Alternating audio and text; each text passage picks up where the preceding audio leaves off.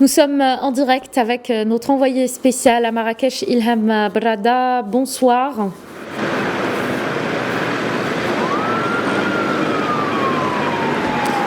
Bonsoir Manel.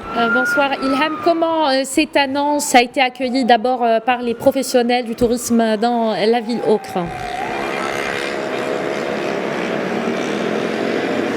Écoutez, comme vous pouvez l'imaginer, donc c'est une annonce qui a fait beaucoup plaisir aux hôteliers et pas plus loin que ce matin, j'ai posé la question à une hôtelière et je peux vous dire qu'il y avait de la joie dans ses yeux, un très très grand soulagement après donc l'annonce donc du maintien des assemblées annuelles du FMI et de la Banque mondiale ici à Marrakech. Et elle a pu même nous dire qu'elle est heureuse de nous annoncer que son hôtel est plein et affiche déjà complet pour le mois d'octobre et notamment pendant ces dates du 9 au 15 octobre. Et bien évidemment, comme cet hôtel, plusieurs établissements hôteliers de Marrakech affichent déjà et complet et ce depuis plusieurs semaines pour accueillir cet événement de grande envergure.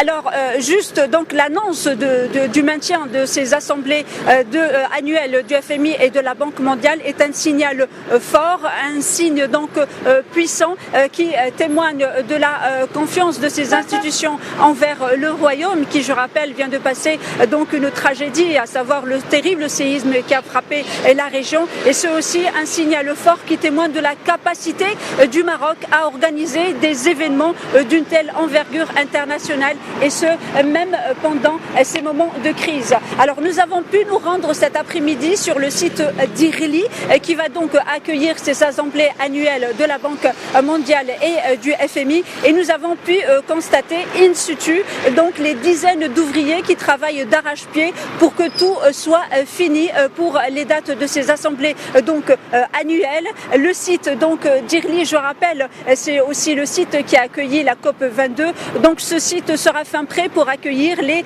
14 000 participants représentant les délégations des 190 pays donc membres de ces deux institutions mondiales. Bien évidemment, le site de 25 hectares comprendra plusieurs donc salles de conférence, plusieurs donc aussi stands qui seront l'occasion pour présenter donc l'histoire des différents et l'histoire culturelle et l'histoire économique des différents pays participant donc à cette assemblée. Et bien évidemment, des salles donc pour accueillir les médias et des services. Alors, ce que je voudrais aussi donc rajouter, c'est que l'objectif de ces assemblées annuelles donc de la Banque mondiale et du FMI est de débattre des questions d'envergure mondiale telles que les perspectives économiques, la question de l'emploi, l'élimination de la pauvreté, le changement, bien sûr, l'impact du changement climatique ou encore donc l'histoire donc des aides. J'aimerais juste préciser un dernier élément pour ces assemblées annuelles donc du FMI et de la Banque mondiale. Un site web a été mis en place par le gouvernement, c'est moroccoam2023.ma. C'est un site qui est présenté en anglais, en français, en arabe et qui présente donc les avancées économiques du pays, qui raconte notre histoire ancestrale et bien évidemment tout ce qu'il faut savoir sur la ville de Marrakech pour visiter cette très belle ville Ocre, cette ville ancestrale de Marrakech qui donc accueillera du 9 au 15 octobre les assemblées annuelles du FMI et de la Banque mondiale et ce sera donc à Bab Irli.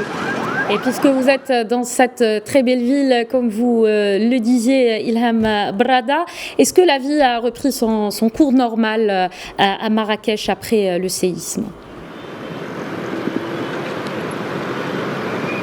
Bien évidemment, bien sûr, nous sommes là depuis une dizaine de jours et déjà Marrakech donc a pu retrouver donc comme je le disais une activité normale pour accueillir justement ces assemblées annuelles. Donc beaucoup de chantiers, on peut le noter dans la ville, mais également nous avons pu visiter le Jemaa el-Fna. Les gens sont attablés donc dans les terrasses, les touristes sont là, les touristes confirment donc leur participation donc et leur venue à Marrakech. C'est vrai que la ville a été touchée et plusieurs quartiers ont été endommagés suite à ce séisme, mais cela n'a pas empêché à cette ville donc de rester debout vous face donc à cette tragédie et de bien sûr témoigner encore de la belle résilience qu'ont su démontrer les Marocains, les sinistrés de cette tragédie qu'a connue le Maroc ce 8 septembre 2023. Et on saisit l'occasion justement, Ilham Brada, pour vous remercier et vous dire bravo pour votre couverture, à vous, Hayat Ziani, à Abdelmoula Boukhris, Kamal Rouneim, Fathallah Bouzide également et les autres. Merci encore une fois et bravo.